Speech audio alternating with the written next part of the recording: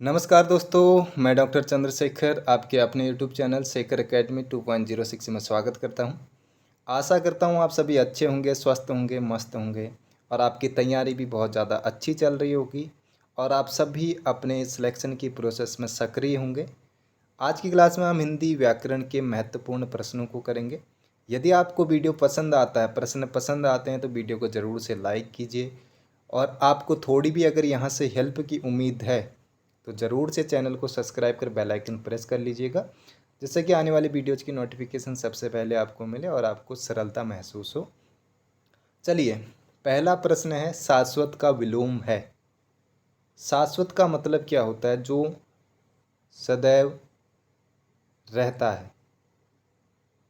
ठीक है, सदैव रहने वाले को हम कहते हैं शाश्वत। तो यहाँ पर जो सदैव नहीं रहेगा उसको कहेंगे इसका विलोम। तो ऑप्शन नंबर दूसरा सही होगा। आपने ये प्रश्न पूछे गए हैं पहले, ठीक है, अभी भी ये महत्वपूर्ण है। जो भूमि उपजाऊ हो उसके लिए एक शब्द होगा, तो उर्वरा सही उत्तर होगा। ऑप्शन नंबर 1 उर्वरा। ऊसर का मतलब होता है जो भूमि उपजाऊ नहीं होती है, जिसमें पैदावार नहीं है, उसको बोलते हैं ऊसर। उत्पाद यानी कि जो वस्तुओं का हम उत्पादन करते हैं। फाइल प्रबंधक तक पहुंचा दो, तो इसमें कौन सा अर्थ के आधार पर, ठीक, अर्थ के आधार पर वाक्य है। इच्छा, तो इच्छा तो यहाँ पर बिल्कुल नहीं होगा, प्रश्नवाचक भी नहीं हो गया और संकेत भी नहीं है।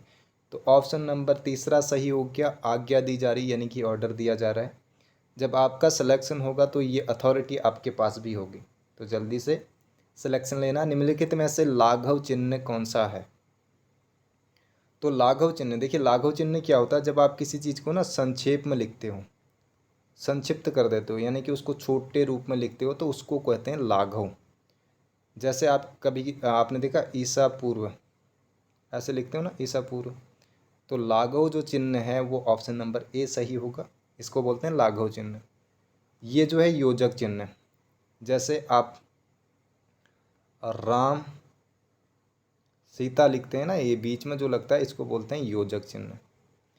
और विस्मयादिबोधक आपको पता है, जब आप किसी चीज़ का लोप दिखाते हैं, यानी कि आगे और भी है, आपने दिखाना तो आप डॉट डॉट लगा देते हैं।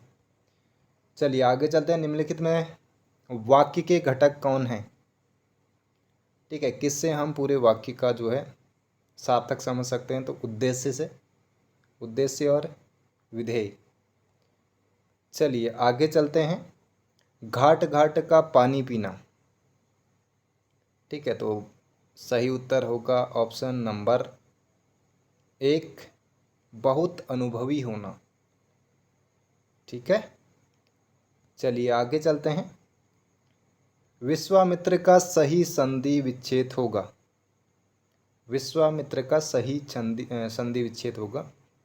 जब आप इसकी संधि करेंगे, संधि विच्छेद करेंगे तो क्या होगा? तो इसमें आपको दिखाई दे रहा होगा कि इसमें दीर्घ संधि होगी। और दीर्घ संधि में क्या होता है? अ या अ के बाद आए आए तो भी बड़ा हो जाता है, या फिर ई के बाद ई आती तो भी बड़ी हो जाती है, यानी कि दीर्घ हो जाता है। तो एक ही चीज़ आपको नज़र आएगी इसमें, वो है आपके विश्व अमित्र। यानी कि जब आप विश्व लिखेंगे तो ये इसमें क्या है? अ है, ठीक है, इसमें अ है और पीछे भी अ है, दोनों मिलकर क्या बन गया? आ बन गया। तो दीर्घ संधि होगी। ठीक है, कभी कभी संधि भी पूछ लिया जाता है। चलिए आगे चलते हैं। तद्भव, बैल का तत्सम रूप क्या है? बैल एक तद्भव रूप है और इसका तत्सम रूप क्या होगा? तो ऑप्शन नंबर 1 सही होगा, बलिवर्ध। चलिए और आगे चलते हैं। प्रधानाध्यापक में कौन सा समास है? ठीक है, तो जिसका पहला पद प्रधान होता है और वह उसका विशेषण, उसकी विशेषता बताता है, ये एक ही जगह होता है। अध्यापक क्या है? अध्यापक बहुत सारे होते हैं, कुछ प्रधान होते हैं जिसको हम बोलते हैं प्रिंसिपल। तो वो सब में क्या होता है? एक अलग होता है, विशेषता होती है ना कुछ उसकी। तो इसे किस में होता है? ये कर्मधारय में होता है। ठीक है। जब भी अव्यय में क्या होता है, अव्यय किसे कहते हैं, देखिए अव्यय किसे कहते हैं, अव्यय उसे कहते हैं जो लिंग, कारक, वचन कुछ भी आ जाए ये बदलेगा नहीं। जैसे आप प्रतिदिन लिखते हैं, इसमें जो प्रति है, यथा है, ये बदलेंगे ही नहीं। चाहे काल आए, चाहे भूत में आप प्रयोग करें, वर्तमान में आप प्रयोग करें, लिंग में आप स्त्री में प्रयोग करें, नपुंसक में, कहीं भी आप इनका प्रयोग करें, ये बदलेंगे नहीं। द्वंद्व आपको पता है, दोनों पद प्रधान होंगे, और तत्पुरुष में कोई भी विभक्ति आ जाए। चलिए आगे चलते हैं। मोहन नहीं आने वाला है, तो सही उत्तर क्या होगा, नहीं। ठीक है, यहीं से आपने सही आंसर लगा लिया होगा, तो ऑप्शन नंबर 1 सही होगा, नकारार्थक। चिकना घड़ा होना, इसका सही अर्थ क्या होगा, तो चिकना घड़ा मतलब निर्लज्ज होना। ठीक है, चिकना होना यहाँ पर पहला ऑप्शन मत लगा दीजिएगा, या समृद्ध होना भी नहीं होता, भयभीत होना भी नहीं होता, निर्लज्ज होना होता है। चलिए आम के आम गुठलियों के दाम। ठीक है, आम तो खा ही लेंगे, गुठलियाँ भी जो हैं उनके भी दाम होंगे। तो यानी कि मनमानी करना बिल्कुल नहीं होगा, तो ऑप्शन नंबर सी सही होगा। दोहरा लाभ, एक लाभ तो हो ही रहा, और दूसरा जो है गुठलियों को भी बेचकर हम कमा ले रहे हैं। हिंदी का पहला महाकाव्य कौन सा है, हिंदी का पूछा गया। ठीक है, तो सही उत्तर होगा, पहले तो देखिए जो साकेत है ये किसका है, मैथिली शरण गुप्त का है, और इसमें आपकी 12 सर्ग हैं। कामायनी है, इसमें कितने हैं, तो इसमें 15 हैं। रामचरितमानस में खंड हैं, कितने हैं, तो 7 हैं। ठीक है, और जो पृथ्वीराज रासो है ये आपका पहला महाकाव्य है, और ये किसका है, ऑप्शन नंबर डी सही होगा। ये किसका है, तो ये चंद्रवरदाई का है। ठीक है, चंद्रवरदाई का है, और चंद्रवरदाई को हिंदी का पहला कवि भी माना गया है। और किसने माना है, तो शुक्ल ने माना है। चलिए आगे चलते हैं।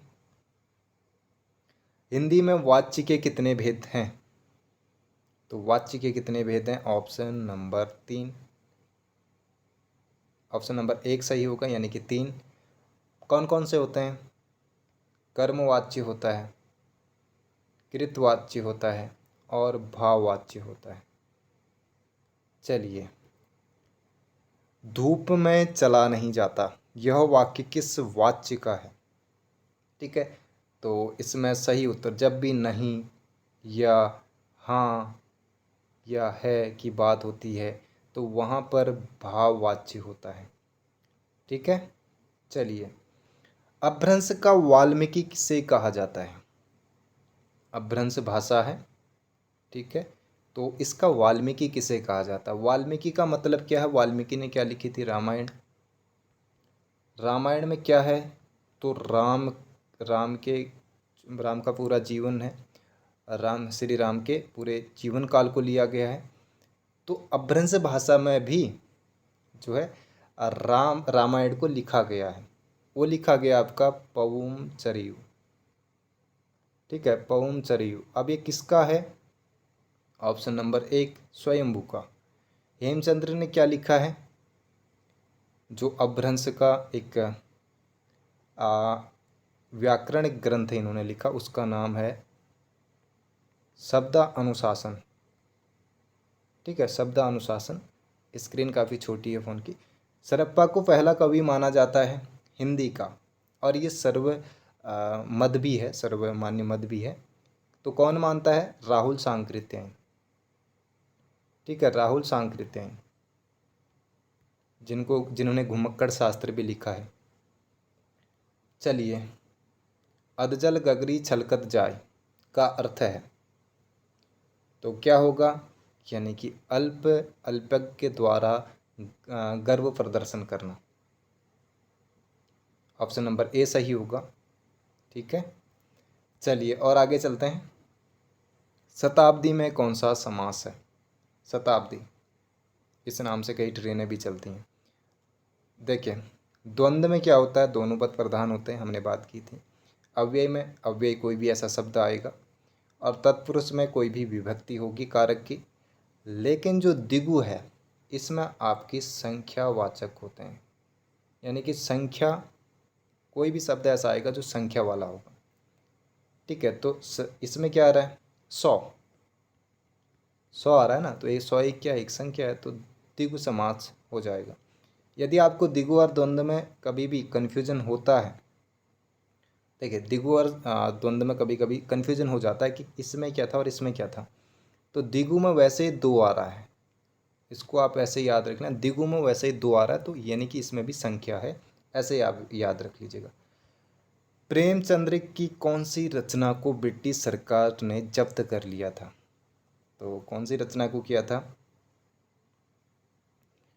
ऑप्शन नंबर डी सही होगा, सोजेवदन 1909, 1900 कहीं पर 8 भी दिया गया, 1908 1909 की ये रचना है। और ये इनकी पहला जो उपन्यास है जो हिंदी भाषा में लिखा गया है, कायाकल्प। सेवा सदन जो इनका 1918 का है, और ये एक वैश्य जीवन पर लिखा गया, इसका हिंदी अनुवाद हुआ है बाजारे हुस्न नाम से। ठीक है, बाजारे हुस्न नाम से।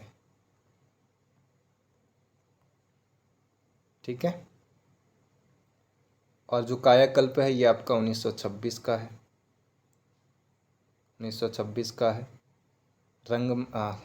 रंगभूमि आता ना 1925 में, तो उसके बाद ही ये है।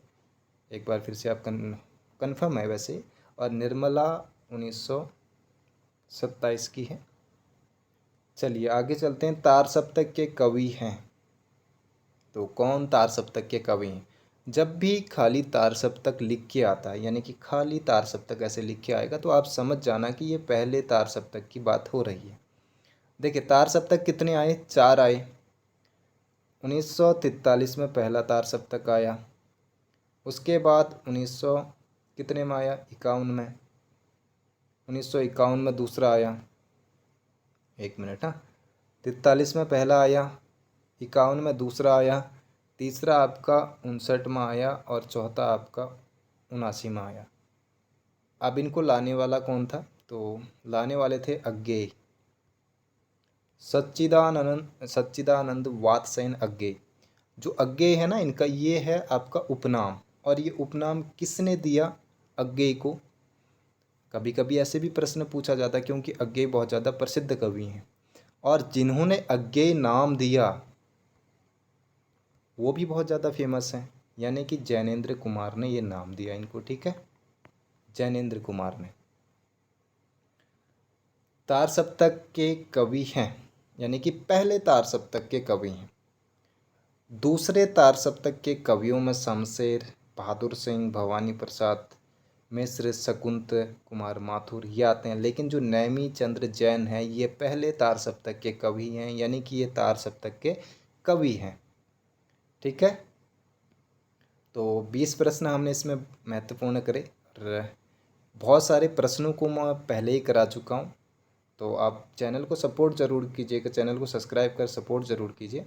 यदि आपको वीडियो पसंद आया है या आप कोई अपना सुझाव देना चाहते हैं तो प्लीज़ कमेंट करके ज़रूर बताइए। कुछ एक्सप्लेन करने में कोई गलती हो रही हो, या जो भी आपको इम्प्रूवमेंट सुझाव जो भी आपका हो, तो आप ज़रूर से कमेंट के माध्यम से बताइएगा, मैं ज़रूर से इम्प्रूवमेंट करूँगा।